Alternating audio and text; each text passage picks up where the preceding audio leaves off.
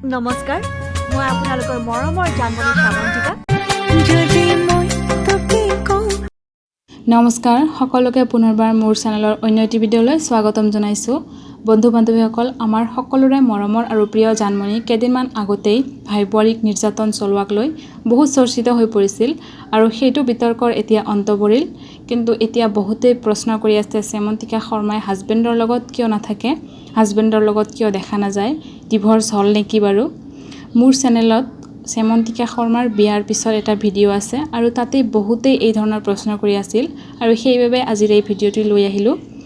বন্ধু বান্ধৱীসকল আমি সকলোৱে জানো শ্যামন্তিকা শৰ্মা আজিৰ পৰা প্ৰায় 1 বছৰমান আগত কলিকতা নিবাসী কেপ্টেইন সুপ্ৰতিমৰ লগত বিবাহত আবদ্ধ হৈছিল